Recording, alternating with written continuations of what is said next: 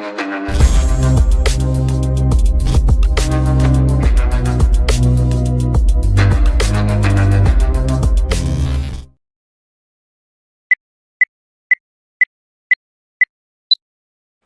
po, magandang umaga sa inyong lahat mga kaibigan. Nandito ako sa Mendez, Cavite.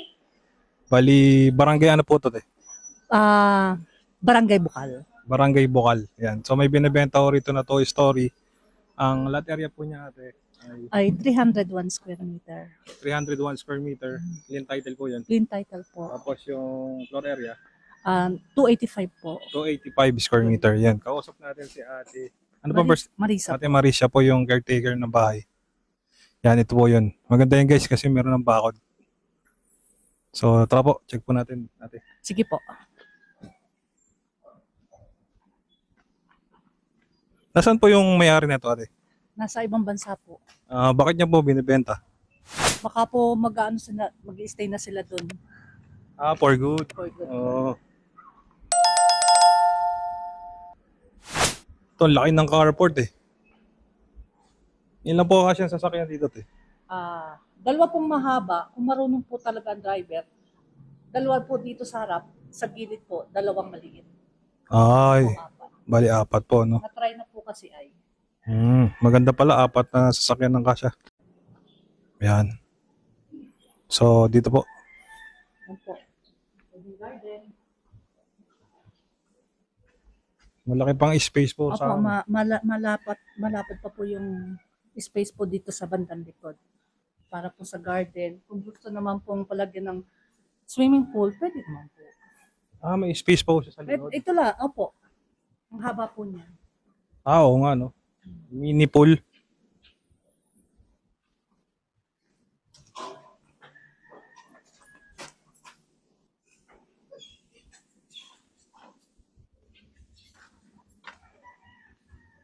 Maganda po ang foundation dito gawa ng naka-tie beam po lahat ng poste. Talagang matibay. Opo. Hindi po sila gumamit ng maliliit na bakal, lahat po malalaki. Hindi ko lang po alam kung anong size. Tungkol po dun sa titulo. Mhm. Malinis po, no? Malinis po siya. Wala pong hassle. Walang problema. Pati amilyar po ba yan? Opo, bayad po, updated po. Ayan. To guys, papasok na tayo sa loob. Ate, ano to? Kasama na lahat ng gamit? Conforme po. Sa pag-uusapan. Opo. Yung flooring, nakatiles na yun. Ito po, kwarto, inanuhan lang po namin, lalagyan ng kung ano, mechanics. Ginawang mini storage. Storage lang po. Ay, dadalawa lang po kami dito eh.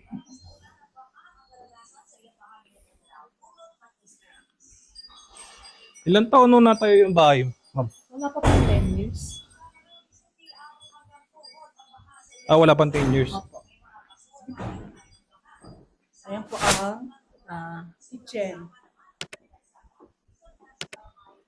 Ito Dito po may may common bathroom. may diretso siya papunta sa carport. garahe. Ito naman po, may common bathroom. Hagand cold po yung yung water.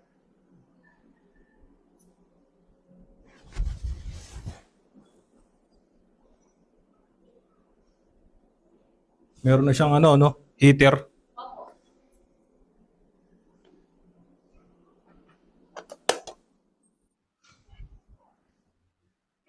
Tapos dito yung kusina. Malaki yung floor area niya, no? Opo.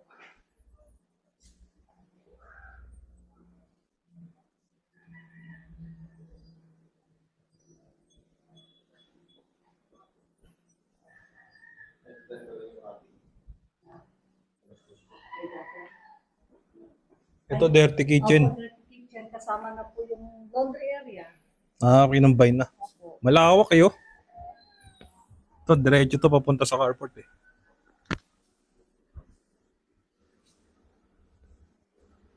Kitang-kita mo yung kalsada sa labas.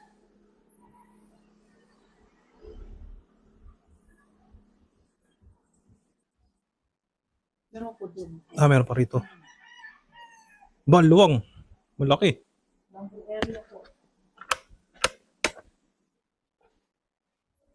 Naka-tiles din dito. Okay lang po. Okay lang po yun.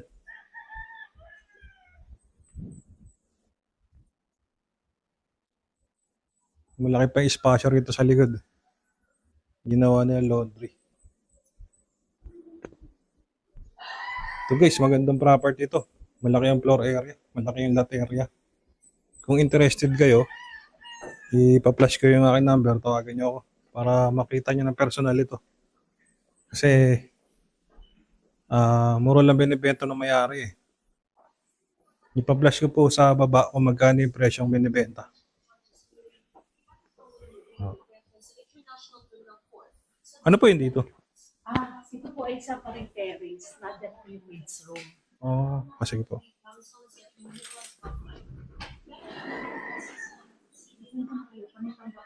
Ay, okay lang po yun. Oo nga, no? Malaki. Terrace to, malaki pang ano, espasyo din eh. Ito naman po ang maid's room. Pero wala po akong ilaw dito. Na-dead na. Oo. Maid's room to. Ginawa na rin yung storage. Ginawa na rin po storage.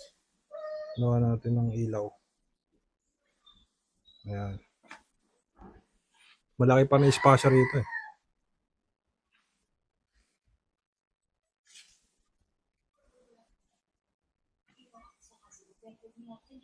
Ito, taas tayo. Apo. At po tayo second floor.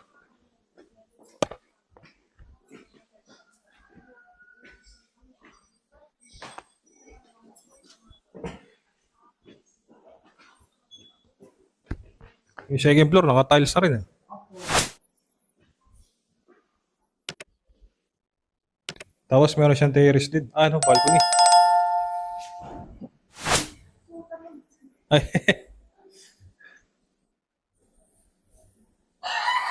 Laki ba na espasyo rito eh, oh?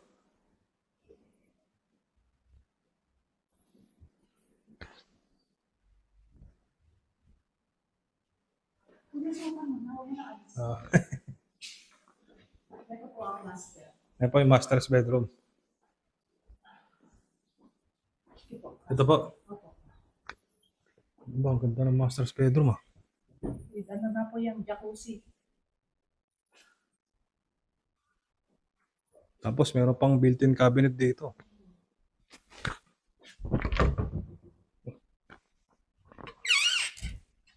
Gamit siguro ito nangyari.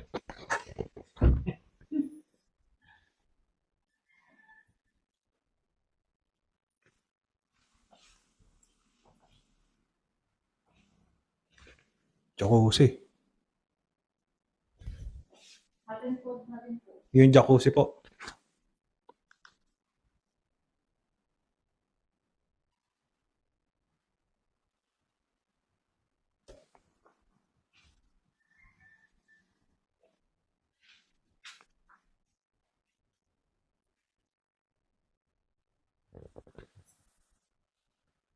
Ganda ng master's bedroom. Tapos yung pintuan, ano yun, no? Matibay ito. Opo. Hindi basta-basta inaana yan. May tatlong guest room. Ito pa yung isa.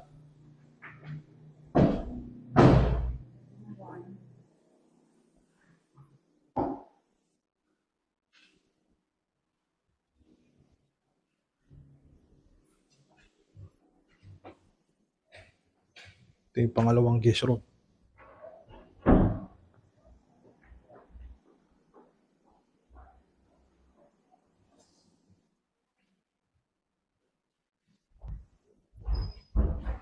Tapos meron ditong toilet.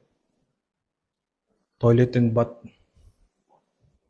May kasama ng bathtub eh. Ito bathtub oh.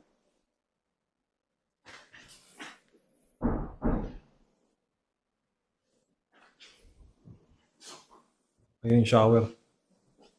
Sa gilid.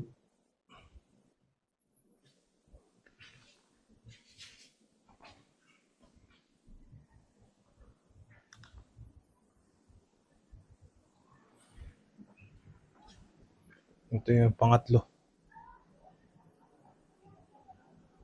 Pangatlong kwarto.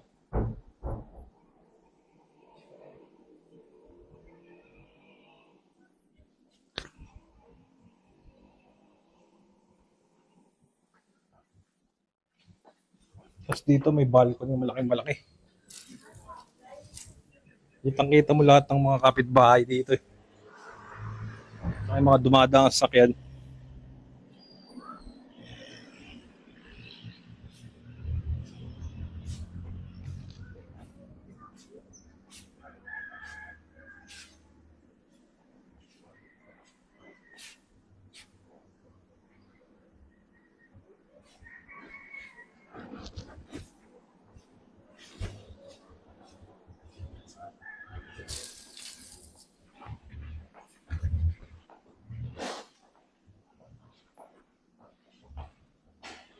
Meron pang third floor. Okay. May CCTV camera oh.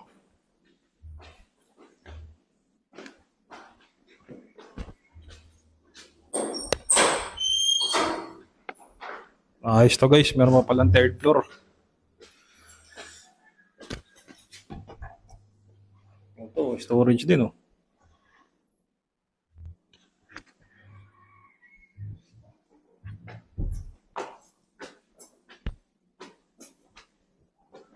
Ito yung pinaka-rooftop. So may sarili siyang rooftop. Ang ganda ang tanawin. Malapit po kami sa ospital. Saan pong ospital? Ayun po. Guangming. Dito naman po.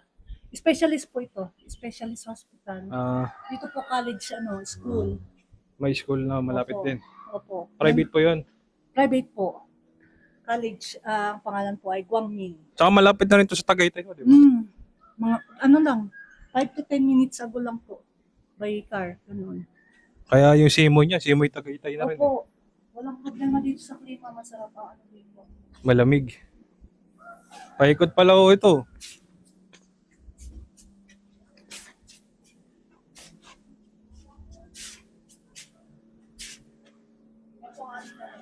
Ba, may sariling. May CR din doon.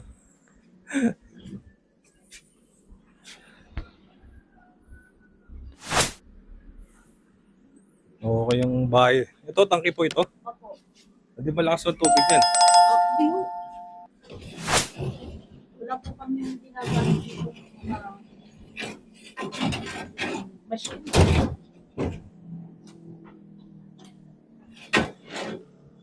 Ba, o nga, no? Parang swimming pool ah. Naka-tiles yan. Naka-tiles na yung tubig eh. Okay eh. Kaya po, naubos ko. Kaya ito maubos po yung tubig. Hindi mas kalakasan sa paggamit minimum lang po ang nababayaran. Minimum. Magandang bahay ito guys. So yun, kung interested kayo guys, ipa-flash ko muli ang aking number, tawagan nyo ako para mapuntahan nyo ito ng personal. At makausap nyo na rin yung si ate, ganun din yung may-ari nito. Yan. Mura lang po nila binibenta, ipa-flash ko po kung magkano halaga. So yun po, maraming salamat sa mga tumatangkilik at sumusubaybay ng aking YouTube channel. Don't forget to like and subscribe para ma-update po kayo sa mga upcoming ko pang vlog.